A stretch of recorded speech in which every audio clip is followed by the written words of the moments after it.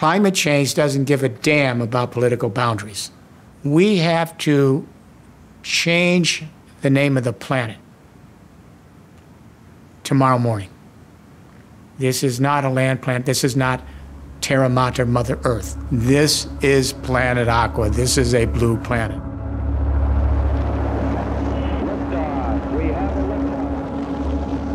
Back in 1972, our Apollo astronauts were heading to the moon.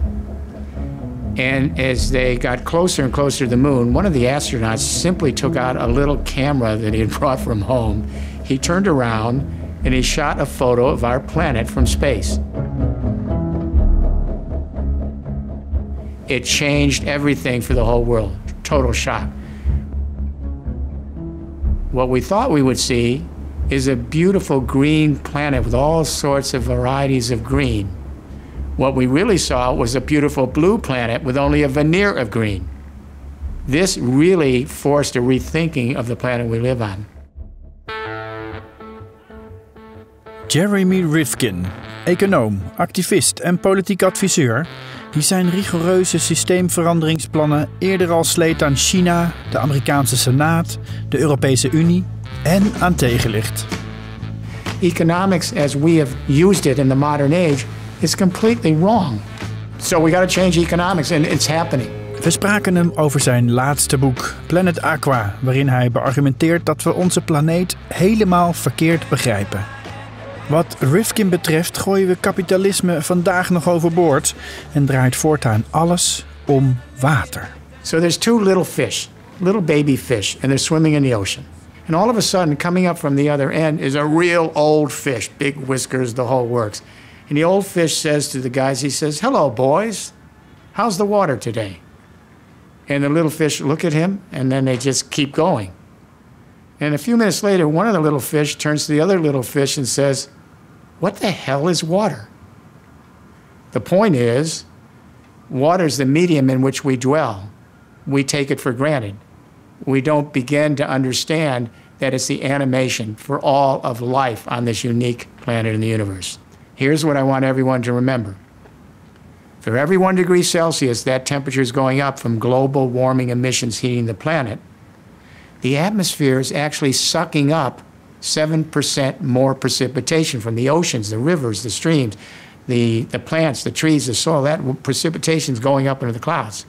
More concentrated precipitation in the clouds, wild water events, the floods, the droughts, the heat waves, the wildfires. This isn't a planet of things. This is a planet of processes, patterns, and flows where every single phenomena is related to every other phenomena. It's called the laws of thermodynamics. Thermodynamica, dat gaan we uitleggen. In het universum is altijd al evenveel energie geweest. Er komt geen energie bij en er gaat ook geen energie weg. Maar de energie die er is, kan wel van vorm veranderen. Van beschikbare energie naar onbeschikbare energie. You burn a piece of coal, all the elements are still there, but you can't make it into a piece of coal again. When you're in economics, the only thing you care about is the extraction, the propertization, the commodification, and the making of the product, and then you sell it and it's over. It's gone, all right? But all of the tail is much bigger than whatever advantage you got at the product at the moment. It goes on forever. In a sense, we're immortal because everything every living creature does has a thermodynamic footprint that goes way out into the future and affects everything else, both positively and negatively. And what's happened is, with fossil fuels, we have really changed this planet fundamentally. How do we ensure that this life source not only survives but thrives eons into the future? We have to go from thinking of these ecosystems as resources. We have to see these ecosystems as a life source. The problem is, and this is the biggest problem, we don't have a playbook. We're using the same playbook of the last 6,000 years, which culminated in the Enlightenment, the Age of Progress, the Industrial Revolution, to try to address the crisis that this whole worldview gave rise to ontologically. So we're stuck, and we don't know what to do. And we have UN conferences, and we have OECD and the IMF and nation states all trying to figure it out. It's not difficult, but we need to have a new approach to the anthropology of this. Voor die nieuwe benadering neemt Rifkin eerst eens een duik in de geschiedenis. Let op. If you take the first industrial revolution, the Brits, they went down and got the coal from under the ground. That was their energy. Communication, they went from manual print presses to steam power printing. Mobility, the railroads. They put the steam pump on rails, railroads 60 miles an hour. Then you look at the second industrial revolution. We took the US, the telephone. It's a big deal. We connected the continent in a very short time. The energy regime, we struck oil in Texas. Henry Ford put out cheap cars. With the auto culture, we could move from urban life to suburban life, and from there to globalization. What's happening now is that whole infrastructure in the playbook that gave rise to it, it's dying quickly. And that's why we're having all this geopolitical struggle.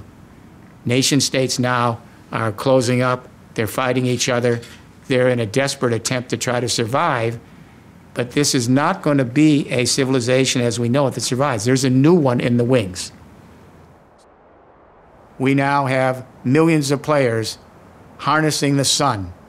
So if it's sunny in one part of the world, you can hold it, send it to another part of the world. Same with the wind, which you know a little bit about because you began that experiment in the Netherlands a long time ago.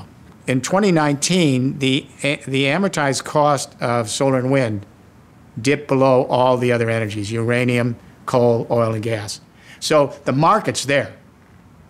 What we have is the old interest trying to hold on in a desperate geopolitical struggle, and I don't know what these men and women tell their children when they go home at night. If you simply use sun and wind to create the electricity by itself, just use sun and wind to create the electricity rather than using uranium, coal, oil, and gas to heat up the water and then to create the steam to run the turbines and all that. If you just use solar and wind to create the electricity in the first place, you eliminate 95% of all the water we're using, which is a huge amount of water. It's already here. Rifkin ziet het voor zich. Een wereldeconomie waarin we lokaal produceren met niet meer materialen dan nodig en dus met minder CO2-uitstoot. Glokalisering noemt hij dat. En in Japan zitten ze op het juiste spoor. They just built an entire train station in Japan in 6 hours. 6 hours. There's something called additive infofactoring. It's a completely different system. And so you have a whole developed building right there. And then here's what's changed with additive infofactoring. It completely takes away the centralized economic and technical infrastructure of the first and second industrial revolution that was based entirely on subtractive manufacturing, which literally scooped much of the planet into oblivion. This is a great transformation from seller-buyer markets to provider-user networks, and from subtractive manufacturing and centralization to additive manufacturing, which is local and distributed. And guess what? The powers that be, I don't mean to make light of this, but everyone's having this geopolitical war with tariffs, all right, all over the world. It's a death knell. With this software, you bypass that. There are no tariffs on software. De handelsoorlog van Trump te slim af zijn met een paar drukken op de knop en een 3D-printer. Dat klinkt bijna te mooi om waar te zijn. Toch is dat volgens Rifkin de wereld waar we linksom of rechtsom naartoe bewegen. En de reden is simpel. We hebben geen andere keuze. Climate change doesn't give a damn about political boundaries. Climate change affects ecosystems. And so what's happened is nation states are not a dynamic ecological creation. They just aren't. We're moving from geopolitics to bioregional governance. Governments are now, expanding their governance to include bioregional governance across common ecosystems so they can share together how to keep those ecosystems from collapsing and deal with the desperate results of climate events. We have two great bioregional governances. That's the one place America's ahead. We have one that's been 40 years in the Great Lakes. It's the 8 U.S. states, the 2 Canadian provinces. They have a bioregional governance, and they work together to maintain that governance. And why is that important?